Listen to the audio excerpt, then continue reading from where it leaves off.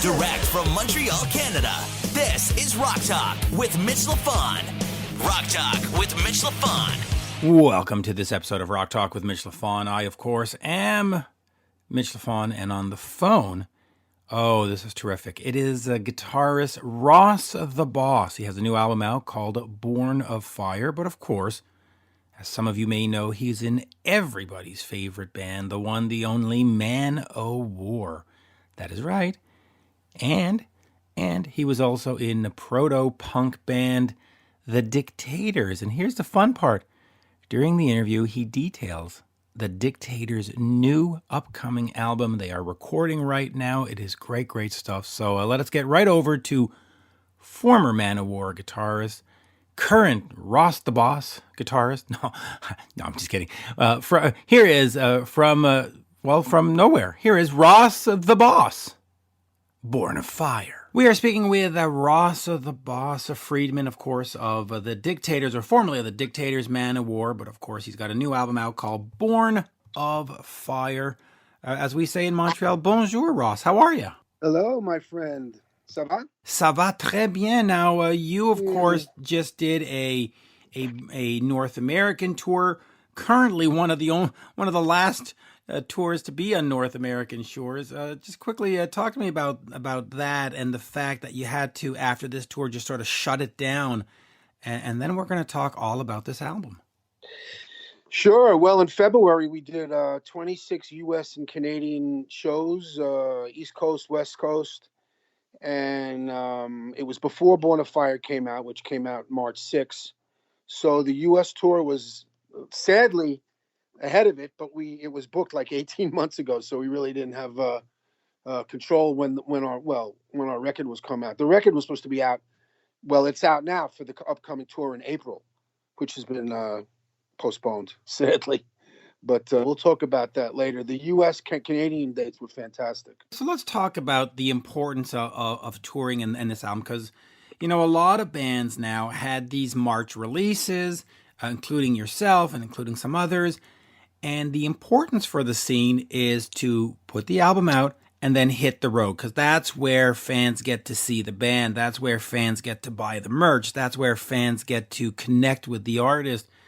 What is that going to do for you and the band and the album without that ability to get out there and shake hands and play for fans? It's tough. I mean, not only that, it's how we pay our bills, and the record business is what it is now these days. And, it's that direct contact with our public that, moves our product forward. So, I mean, what do we do? What can we do? I mean, we are a touring act. I mean, we're live killers. That's where we really, really do well. I mean, we're known as a festival killers, and people just love the band live and the new record. So, I mean, look, am I going to say we are upset? Sure, we're upset, but everyone's upset. Everybody's upset, and everybody's in the same boat. And what we're doing is we're all writing songs. We're all doing what we can do, and the tour is being rebooked for the fall, and we'll get back to normal sooner or later. Our merch orders are up online. The record sales are up online. And so, folks, that's how you can help us, man. Buy our merch, buy the physical product from AFM. And, that's how you can help the bands. I mean, every band is in the same boat, and so I don't see any other way out of it. Yeah. So I want to take up 2 points, and then we'll get to Born of Fire and how it's written and all that. But you did talk quickly about physical product. I am a physical product guy. I buy CDs nonstop, and even when I'm sent a promo album, if I love the band and I love the album, I will go and buy it just to have it, because I don't like to own air. How important is it for you to have people buy physical product and not just stream it and have, as Alice Cooper once said, I don't like to own air. Of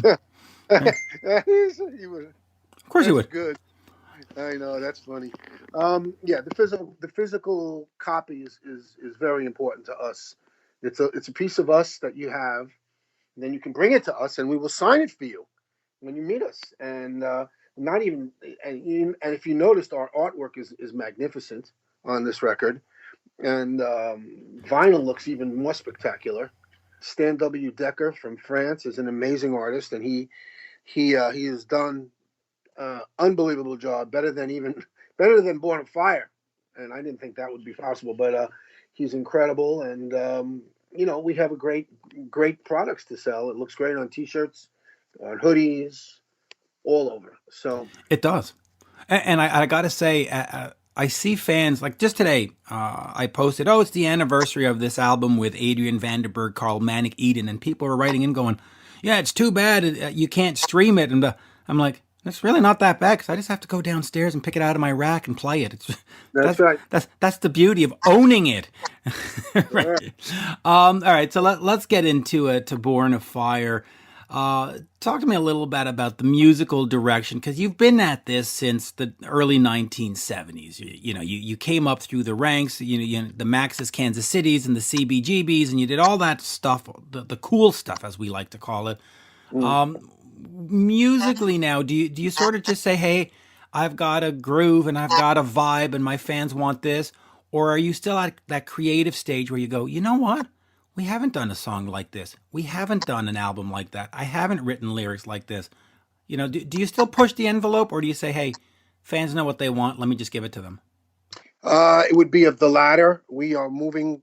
We are breaking new ground on Born of Fire. I believe that a band that stays the same goes backwards. We This record is our most adventurous, heaviest, loudest, fastest record ever.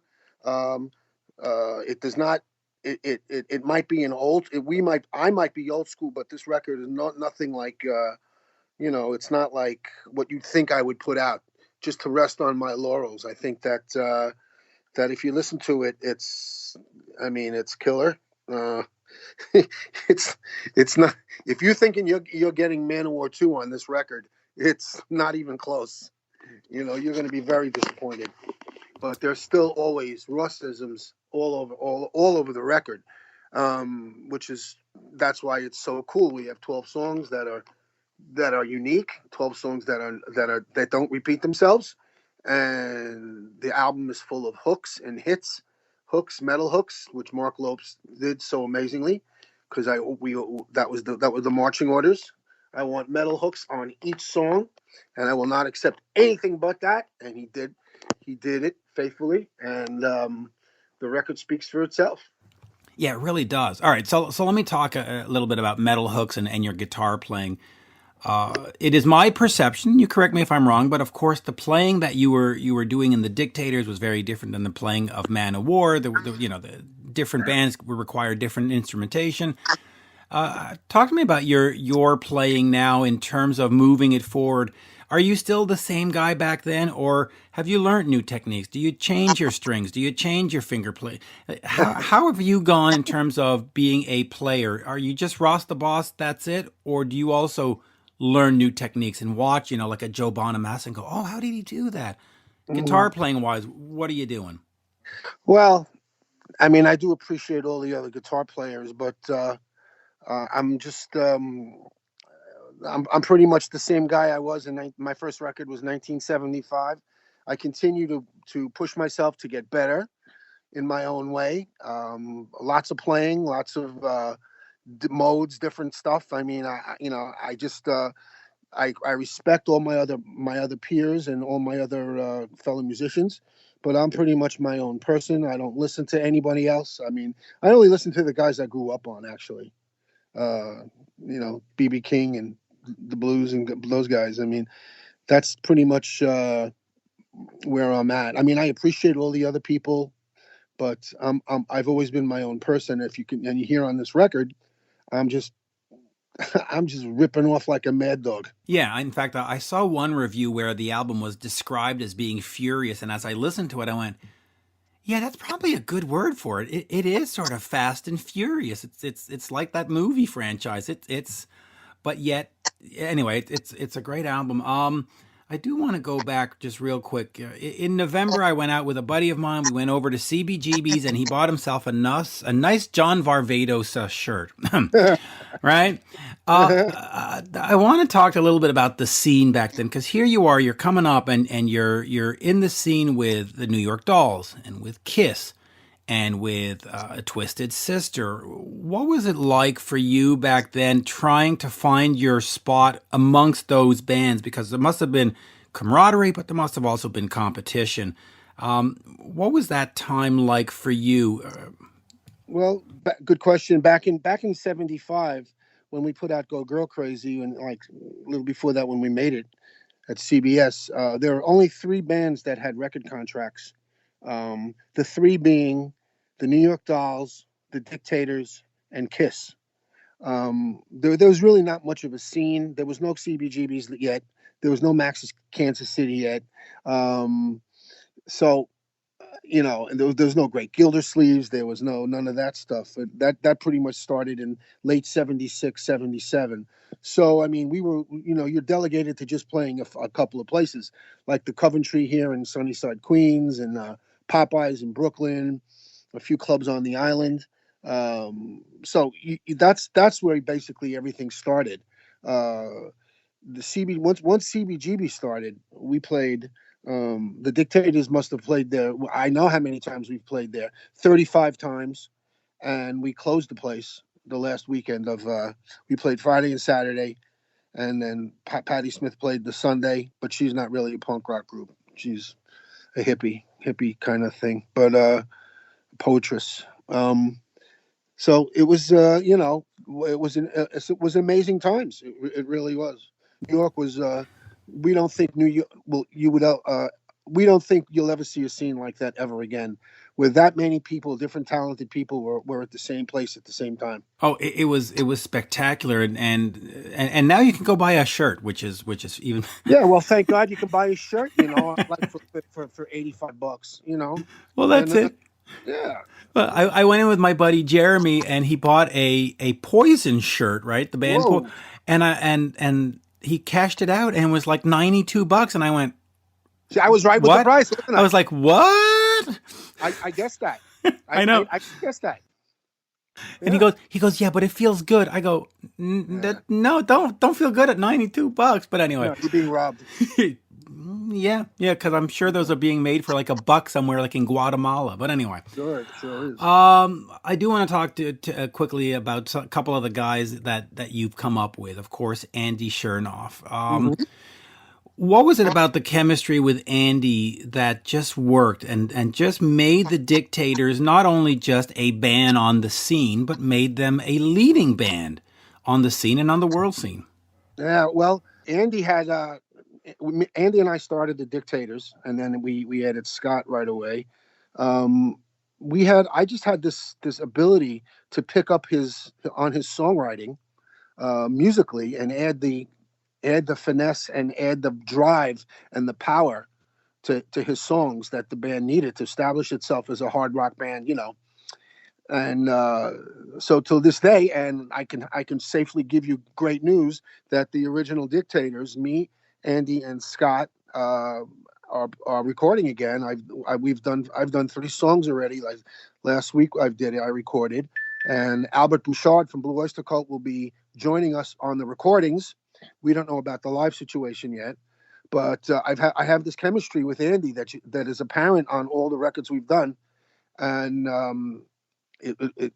he's a brilliant songwriter, and I can tell you that he's super energized right now, and we're going for it again. Oh, hold on, I didn't know that, so that's actually very exciting, because I was actually going to ask you, do you still talk to Andy and so on and so forth? But you answered that very clearly, right? I just talked to him. It's like, it's amazing because everything for me is going on. The Ross the Boss band, and the Dictators, my other metal band, Death Dealer. We have a third record in the can. It's going to be put out as soon as the shit clears up, and even Shaken Street has been playing. So everything is going. What can I say? Wow. All right. So let me just explore this for a second. So when you do a new Dictators album, as you're doing now, do you go back to the original ones and listen to them and say, okay, that's what we have to do? Do you move it forward? And also, how do you adjust your guitar playing? Because I'm going to suggest, maybe wrongly, that the Ross the Boss album and a Dictators album doesn't have the same guitar style. There are some differences, for the lack of a better word. There are differences, but there's a ton of similarities because it's me playing. With the we're moving it forward. We're not being what we were in 1975, in 1978, 1996, or even in 2002, or wherever the last times we recorded. We're not going to do the same thing. We're going to make the songs that Andy is going to choose the songs. We're going to choose the songs that make us happy, and we think that our fans would love. We think so. And what we're going to do now, I'm just going to tell you, the 3 songs that we're recording, we're going to streamline them, make them, do it, and then we're going to put them out on Spotify and see the reaction to it, and then we're going to keep moving forward. That being said, we are in very good spirits, and as I said, we're super energized, and all my bands are super energized right now, so I can't be happier. Honestly. No, it sounds great. Okay, so now I'm going to ask you about Joey then and Manowar, because again, there's another guy with another band that you created and a whole other sound. People go, well, it's power metal, it's power, whatever you want to call it. You did take what was metal and you moved it into another sort of area.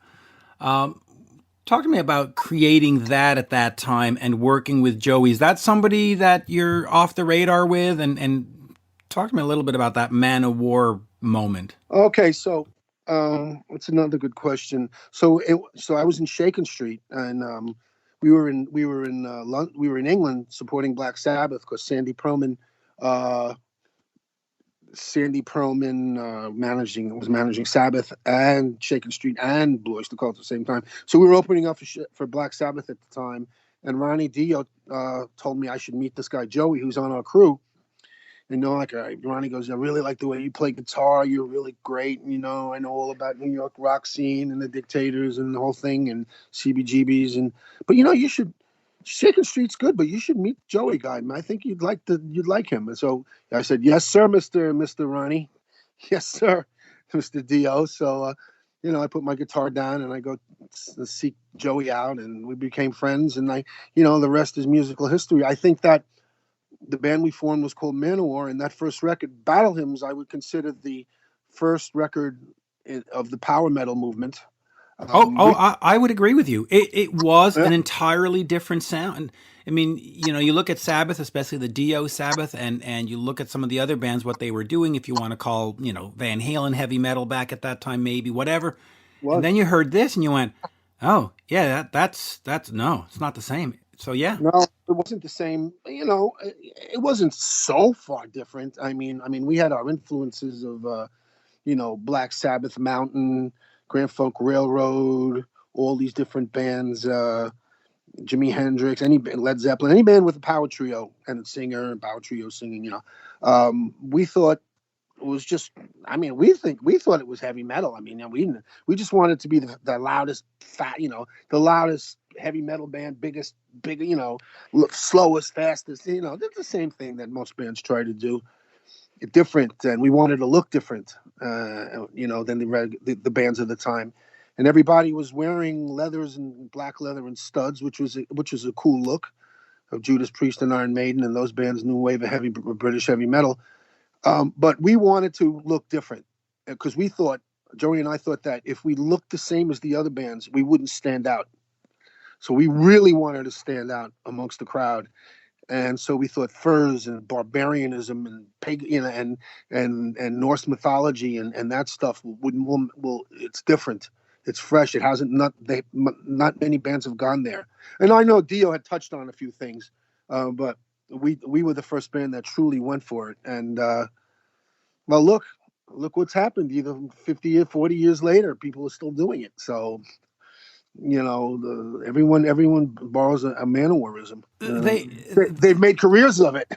Yeah, they have. And now, I had one experience with Manowar about 10 or 15 years ago, which I'd probably not rather talk about. They weren't overly kind to the media. Let's put it that way. But yeah, they've definitely created something. Now, just before on the Dictators, you mentioned Albert Bouchard of Blue Öyster Cult, right? Hmm. You also were in a band, I think, called Brain Surgeons with him. Uh, Yes. are those other projects that you've had in the past, all stuff in the past, or are all these sort of projects you've been involved with still exist in some way, shape, or form, and may or may not resurface depending on what's going on? Well, the brain surgeons. Glad you asked that. Is the record is? Have you ever heard that record? Yes, I have, but like like 15 years ago. I'm telling you, that's got some of my best writing on it, and those songs. And the thing is about that record, I think it's so powerful that Albert and I are thinking of replacing the female vocals on it because at the time Deborah Frost was doing it, and she was. I mean, she did a good job, but she's not a typical female metal singer. So I believe that if we redid the vocals on that record and put that one out, I think it would sell like a motherfucker. I I, really. I do too. Now, if you do recut it, I mean, do you put a different female singer on it, or do you get Yeah. a male singer? No, I want a female singer. I want a powerful female singer, and they're out there, and I know a few that would be perfectly suited for it. Yeah, listen, we've got. Oh, I'm forgetting her name now. Alyssa, whatever from the Montrealer. Anyway, a lot of great folks that can come up. So that might come back then. Now that's of course Black Heart Soul, Black Hearts of Soul. No, that's not Black No, Heart Soul. Denial, denial of denial. death. Okay. Very good. Okay, all right. I'm down for that. In terms of this new album, Hmm. where do we go from here? I mean, we're all in this sort of wait and see period. We can't really do much. Right. Do you let it just happen and then sort of maybe in August consider like a relaunch and let's say redo the thing or what do we do? It's kind of a weird. Normally I'd say tell me about the tour, but Yeah. there's no Right. fucking tour. Well, the tour's being rebooked, Right. and we have another video in the can, and we're waiting. We're holding back the ammo. The word of mouth, on this record is ridiculous. I mean, the reviews have been fantastic. Metal Hammer Germany gave it an unbelievable review. All the reviews I've seen have been just really over the moon, very complimentary, and not forcing it, just to kiss my ass. No, You but you're know, right. I don't need that. I've been at it too long. I've seen bad reviews and good reviews, over the moon reviews and mediocre reviews. But this record, I believe it's a truly special record, and you just have to listen to it. Just give it a listen. You love metal, you love metal and hard rock. You're gonna love this record. Oh, you absolutely are. I agree with that. I do want to ask you one thing. You mentioned Stan Decker, who did Yeah. the artwork, and you also mentioned the look that you gave Manowar. How important is imagery and look to what you do as a heavy metal artist or as an artist in general? Is it a second thought, or is it really part of the package, part of the mystique? Well, the artwork, the artwork sums up the way the band feels, the way the band is. I would say that the fact that we have a powerful woman on our cover now is much more satisfying to me than some ugly guy with a sword. Believe me, and I think that the new artwork it summons the title of the record, "Born of Fire," and I would say that was me, Born of Fire. Because even though I'm 66 years old, I'm not 66 years old. There's just no way. I mean, my work ethic is just over the moon. I don't take it any days off. I mean, I'm a workaholic. I have another business too. I have a batting cage, a sports facility in Queens right here. But unfortunately, there's no business now. But I'm there every day, fixing things, working on things. I don't stop. I just did the Dictators music, and Albert sent me stuff from his rock opera Imaginos, and I got other stuff I'm planning on. So I mean, I'm not stopping. I'm not stopping. The only No. thing that stopped me is being stopped.